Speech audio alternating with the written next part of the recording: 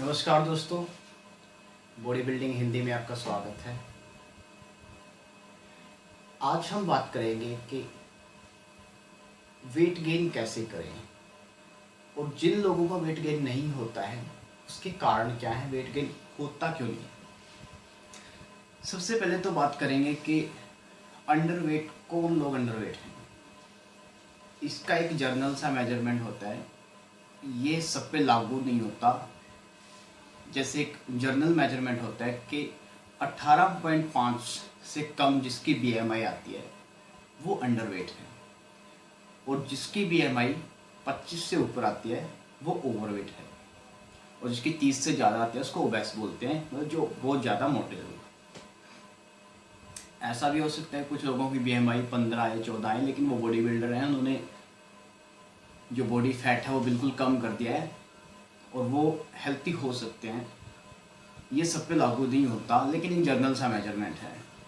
और ये भी हो सकता है कुछ लोग अच्छे हेल्दी लोग हैं लेकिन उनका बीएमआई कुछ ज़्यादा हो सकता है, वो पर्सन टू पर्सन डिपेंड करता है। मतलब जनरली ऐसा है कि जिनका बीएमआई 18.5 से कम है वो लोग अंडरवेट हैं। इंडिया में अंडरवेट ओवरवेट से ज़्यादा प्रॉब्लम है।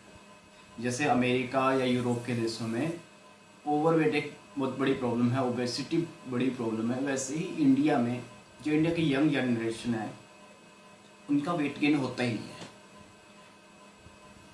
हमारे जैसे यूपी है, बिहार है, या और भी बहुत सारे स्टेट हैं, उनके अगर आप लोग ज़्यादातर लोगों को देखोगे तो वो अंडरवेट होते हैं। सबसे पहले तो इसका जो बड़ा कारण है वो है हमारा जलवायु। हमारे जो प्रदेश हैं वो ज़्यादा गर्म है, और जहाँ पे ज़्यादा गर्मी होती है उनकी एनर्जी ज़्यादा वेस्ट होती है, वो थोड़ा सा काम करने में भी। आप देखोगे कि जिन देशों में वेदर ठंडा है या जिन देशों में मतलब बर्फ़ वगैरह पड़ती है, वहाँ के लोग जनरली मोटे होते हैं या हेल्दी मिलते हैं, या वो अंडरवेट नहीं होते, बजाय उनके जहाँ पे तापमान थोड़ा ज़्यादा है। यही सब होता है हमारे यहाँ पे। तो हमें क्या चाहिए कि हमारी जो कैलोरी है वो ज़्यादा बर्न होती है, वो थोड़ा काम करने में, हमारी एनर्जी ज़्यादा लगती है वो थोड़ा काम करने में। एक तो ये बहुत बड़ा कारण है। ये तो हो गया कि मैक्रो रीजन है, मतलब ये इसको आप कंट्रोल नहीं कर सकते, अनकंट्रोलेबल है, आपके अंडर में नहीं है। अभी कुछ रीजन जो पर्सनली रीजन है जिनको आप कंट्रोल कर सकते हैं। उनमें सबसे बड़ा और सबसे पहला जो रीजन होता है वो होता है आपके डाइट प्रॉब्लम्स।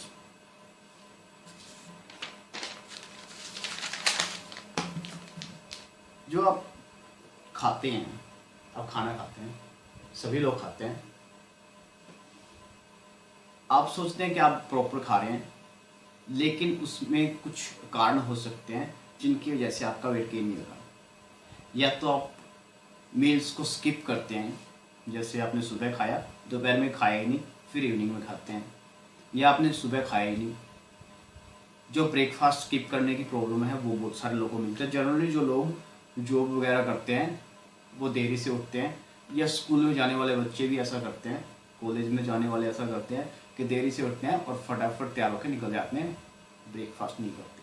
आपकी सबसे बड़ी, सबसे पहली, और जो आप अंडरवेट हैं आपकी सबसे बड़ी ये भूल है कि आप ब्रेकफास्ट स्किप ना करें, मील स्किप ना करें, चाहे वो खाना दोपहर का हो, चाहे वो रात का हो, चाहे वो सुबह का हो। अगर आप अंडरवेट हैं, स्किप ना करें। वैसे भी ब्रेकफास्ट आपको बिल्कुल भी स्किप नहीं करना।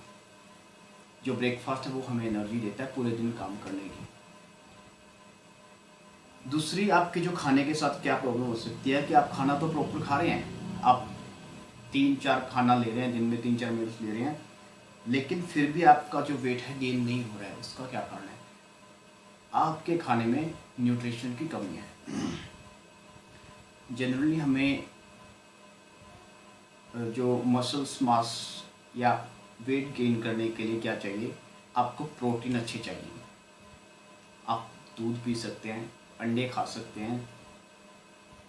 देखिए, जो फॉरेन के लोग हैं वो बात करते हैं उनके लिए कुछ अलग है, क्योंकि जो उनके पास अवेलेबिलिटी है फूड की, मीट वगैरह की, वो हमारे पास नहीं है। वो जनरली स्टोर में जाएंगे, वहाँ से मीट उठाएंगे या और भी जो खाना है वो उठाएंगे और वो ले आएंगे, लेकिन हमारे पास ऐसा नहीं है।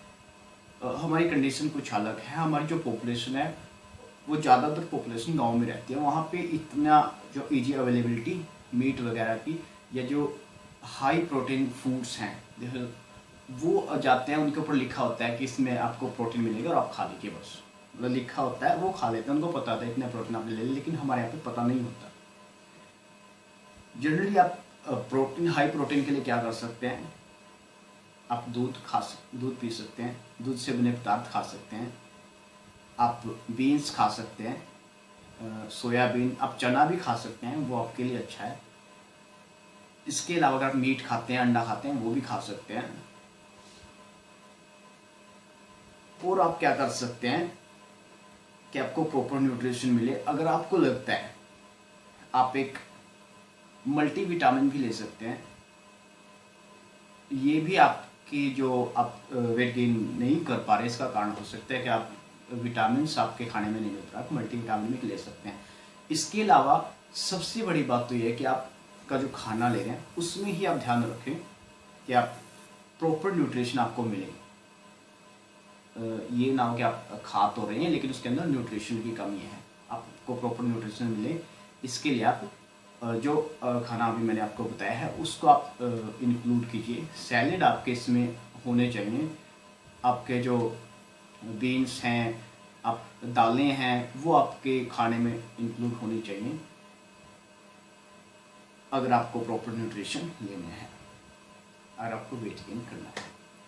और क्या हो सकती है कि आप प्रॉपर न्यूट्रिशन लेते तो हैं, ये भी एक प्रॉब्लम हो सकती है कि लेते तो हैं लेकिन रेगुलर बेसिस पे नहीं लेते हैं। कुछ लोगों को क्या होता है कि जैसे मोस्टली लोग जो जॉब करते हैं वो 4 या 5 दिन तो खाना अच्छा नहीं खाते, लेकिन 2 दिन बड़ा अच्छा खाते हैं बना के घर में। छुट्टी होती है अच्छा खाते हैं, लेकिन 5 दिन अच्छा नहीं खाते।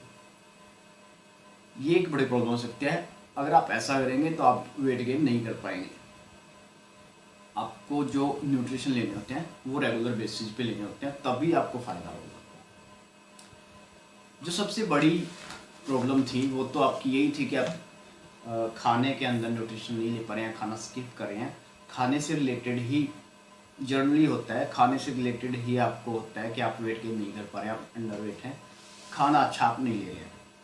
इसके अलावा भी कुछ प्रॉब्लम्स हैं जो डिसीज, अगर आप इसको डिसीज भी कह सकते हैं, जैसे थायराइड की प्रॉब्लम है।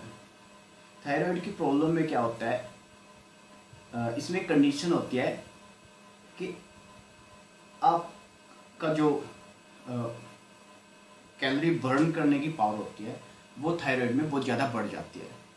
मतलब आपको पता भी नहीं होगा कि आपको थायराइड है, मतलब बहुत नॉर्मल सा थायराइड आपको होगा, और आपकी जो कैलोरी बर्न करने की पावर होती है, आपका मेटाबॉलिज्म होता है बहुत तेज़ हो जाता है और आप वेट गेन नहीं कर पाते। इसके लिए आप अपने फिजिशियन से, अपने डॉक्टर से सलाह कर सकते हैं। अगर आपको लगता है कि आपका वेट बिल्कुल ही नहीं बढ़ पा रहा, आप बहुत ज़्यादा खा भी रहे हैं, न्यूट्रिशन भी आप ले रहे हैं, आपका वेट तब भी नहीं बढ़ पा रहा है, तो ये भी आपकी प्रॉब्लम हो सकती है।